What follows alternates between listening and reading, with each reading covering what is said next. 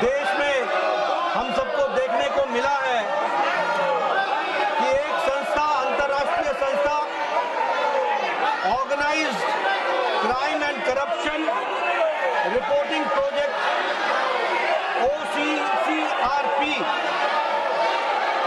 ये एक ऐसी संस्था है अध्यक्ष जी जो देश में और विभिन्न देशों में डिस्टेबलाइज करने के लिए, वहां की संप्रभुता पर चोट पहुंचाने के लिए एक कुत्सित प्रयास करती है। और इतिहास इस बात का गवाह है,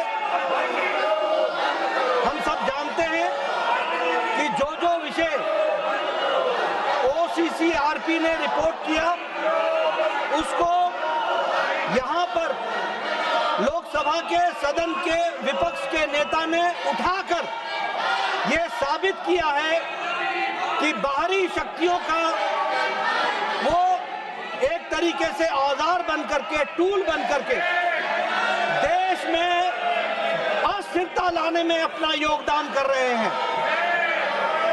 They are trying to bring instability in the country. उसी तरीके से The Forum of Democratic Leaders of Asia Pacific, जिसकी को चेयरपर्सन कांग्रेस पार्टी की वरिष्ठतम नेतृत्व है महोदया, वह भारत की संप्रभुता पर प्रश्न तो उठाती है, लेकिन साथ ही साथ वो जम्मू कश्मीर को एक सेपरेट स्टेट की एंटिटी के रूप में मानती है। और ऐसी संस्थाओं से जुड़ा होना कांग्रेस पार्टी का, ऐसी संस्थाओं के साथ संलिप्त होना कांग्रेस पार्टी का, ऐसी संस्था को कोर्ट चेयर करना कांग्रेस की नेतृत्व के द्वारा, यह बताता है कि यह देश में की आंतरिक सुरक्षा और देश की बाह्य सुरक्षा के लिए बहुत बड़ा खतरा है। और इसकी फंडिंग, इसको आर्थिक रूप से मदद देने का काम यह जॉर्ज सोरोस कर रहा है। मैं जानना चाहता हूं कांग्रेस पार्टी का और जॉर्ज सोरोस का क्या रिश्ता है।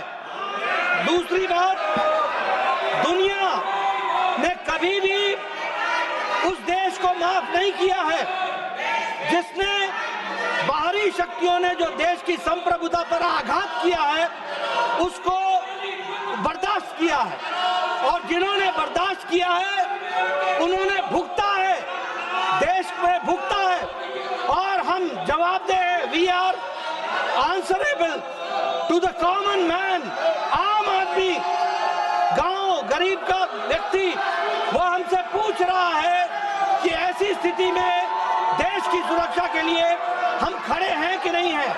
मैं उनको विश्वास दिलाना चाहता हूं कि भारतीय जनता पार्टी खड़ी है। दूसरी बात, अध्यक्ष महोदय, जो भारत की आर्थिक जगत में सफलता मिली है, आज हम 11वें स्थान से 5वें स्थान पर पहुंचे हैं आदरणीय प्रधानमंत्री मोदी जी के नेतृत्व में, और हम बहुत जल्द ये तमाम षड्यंत्रकारियों के बावजूद भी हम तीसरी आर्थिक महाशक्ति बनने वाले हैं। ऐसी परिस्थिति में जो लोग इसको रोकने का षड्यंत्र कर रहे हैं, दुनिया हमसे पूछ रही है कि कैसे ये हो पाया है।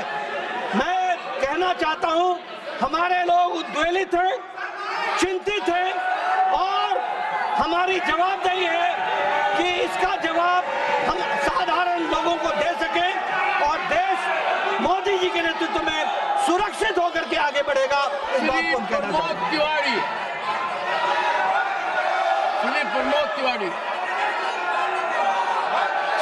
प्रमोद तिवारी। यस माननीय सभापति जी, मुझे पूरा विश्वास है कि व्यवधान में जैसे आपने उनको सुना है, मुझे भी आप मौका देंगे। जो कुछ भी नड्डा साहब ने कहा है पूरी तरह गलत, बेबुनियाद, सतही, घटिया आरोप है। मैं इसका खंडन करता हूं।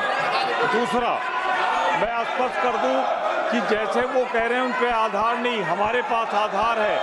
एक न्यायालय ने संज्ञान लिया है 23,000 करोड़ रुपए की रिश्वत भारतीय जनता पार्टी की सरकार को दिया गया है, इनके अधिकारियों को दिया गया है। अडानी मुद्दे पर आप चर्चा कराइए, हम अपनी बात रखेंगे और सरकार को पूरा मौका मिलेगा। इन्होंने 23,000, अडानी ने 23,000 करोड़ रुपया मोदी सरकार को दिया है, ये मेरा निश्चित आरोप है। मैं साफ कर देना चाहता हूँ, मैं साफ कर देना चाहता हूँ। Excuse me. Come on. My mic is off. Sir. Rule 238(2), sir. Remember while speaking. 238(2), sir. Yes. Remember while speaking shall not make a personal charge against a member. Sir, the leader of the house is a very senior leader, very seasoned leader, and he is very experienced. He mentioned the name of the leader of the opposition in the other house, in this house, sir. So that cannot be. It is pointed to one member, maybe any house. He is a member of that parliament and here.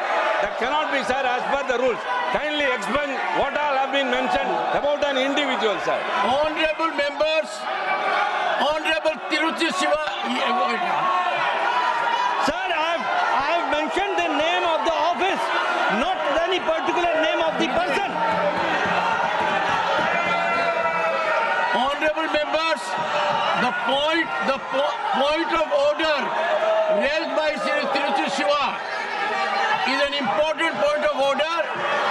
I reserve my ruling and will give it earliest. It will help us go a long way. I reserve my ruling on this point of order.